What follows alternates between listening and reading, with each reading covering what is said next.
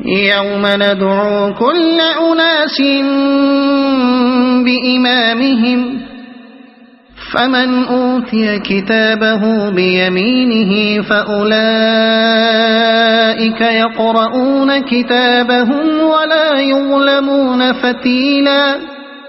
پھر خیال کرو اس دن کا جبکہ ہم ہر انسانی گروہ کو اس کے پیشوا کے ساتھ بلائیں گے۔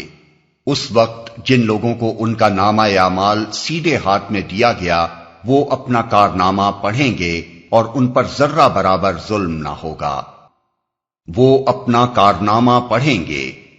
یہ بات قرآن مجید میں متعدد مقامات پر بیان کی گئی ہے کہ قیامت کے روز نیک لوگوں کو ان کا نامہ اعمال سیدھے ہاتھ میں دیا جائے گا اور وہ خوشی خوشی اسے دیکھیں گے بلکہ دوسروں کو بھی دکھائیں گے۔ رہے بدعمال لوگ تو ان کا نامہ سیاہ ان کو بائیں ہاتھ میں دیا جائے گا اور وہ اسے لیتے ہی پیٹھ پیچھے چھپانے کی کوشش کریں گے۔ ملاحظہ ہو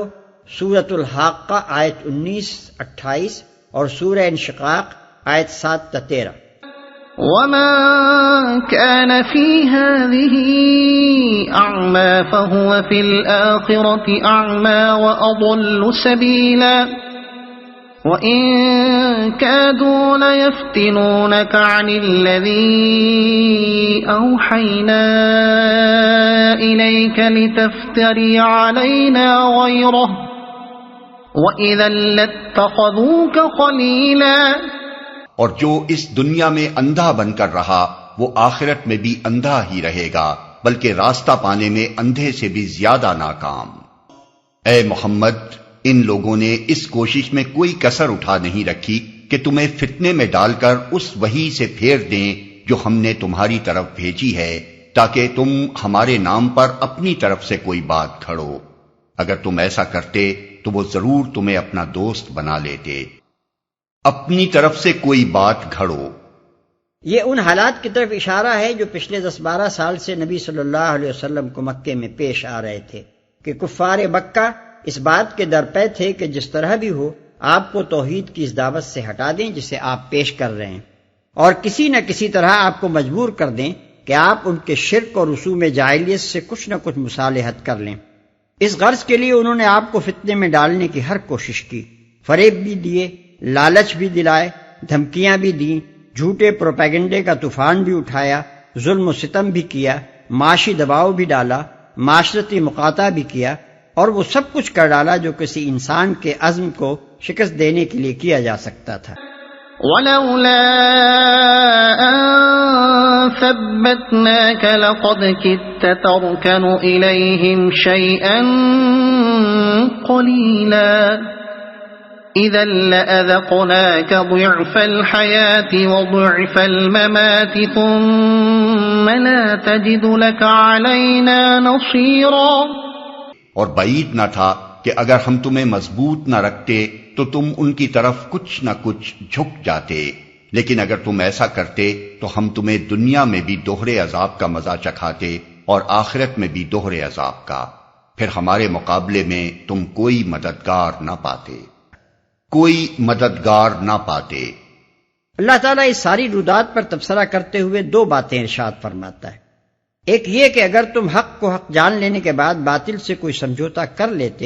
تو یہ بگڑی ہوئی قوم تو ضرور تم سے خوش ہو جاتی، مگر خدا کا غضب تم پر بھڑک اٹھتا اور تمہیں دنیا و آخرت دونوں میں دوہری سزا دی جاتی۔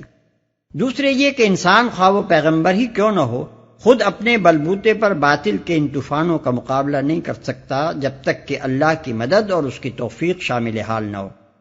یہ سراسر اللہ کا بخشا ہوا صبر و ثبات تھا جس کی بدولت نبی صلی اللہ علیہ وسلم حق و صداقت کے موقف پر پہاڑ کی طرح جمے رہے اور کوئی سیلاب بلا آپ کو بال برابر بھی اپنی جگہ سے نہ ہٹا سکا۔ وَإِن كَادُوا لَيَسْتَفِزُّونَكَ مِنَ الْأَرْضِ لِيُخْرِجُوكَ مِنْهَا وَإِذًا لَا يَلْبَثُونَ خِلَافَكَ إِلَّا قَلِيلًا۔ اور یہ لوگ اس بات پر بھی تلے رہے ہیں کہ تمہارے قدم اس سرزمین سے اکھاڑ دیں اور تمہیں یہاں سے نکال باہر کریں، لیکن اگر یہ ایسا کریں گے تو تمہارے بعد یہ خود یہاں کچھ زیادہ دیر نہ ٹھہر سکیں گے۔ یہ صریح پیشن گوئی ہے جو اس وقت تو صرف ایک دھمکی نظر آتی تھی، مگر 10-11 سال کے اندر ہی حرف بحرف سچی ثابت ہو گئی۔ اس سورہ کے نزول پر ایک ہی سال گزرا تھا کہ کفار مکہ نے نبی صلی اللہ علیہ وسلم کو وطن سے نکل جانے پر مجبور کر دیا، اور اس پر 8 سال سے زیادہ نہ گزرے تھے کہ آپ فاتح کی حیثیت سے مکہ معظمہ میں داخل ہوئے، اور پھر 2 سال کے اندر اندر سرزمین عرب مشرکین کے وجود سے پاک کر دی گئی۔ پھر جو بھی اس ملک میں رہا مسلمان بن کر رہا، مشرک بن کر وہاں نہ ٹھہر سکا۔ سنت من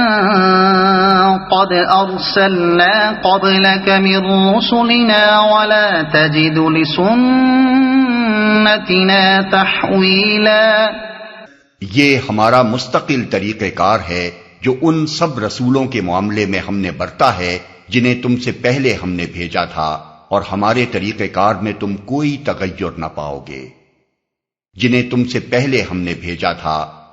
یعنی سارے انبیاء کے ساتھ اللہ کا یہی معاملہ رہا ہے کہ جس قوم نے ان کو قتل یا جلا وطن کیا، پھر وہ زیادہ دیر تک اپنی جگہ نہ ٹھہر سکی، پھر یا تو خدا کے عذاب نے اسے ہلاک کیا، یا کسی دشمن قوم کو اس پر مسلط کیا گیا، یا خود اسی نبی کے پیرووں سے اس کو مغلوب کرا دیا گیا۔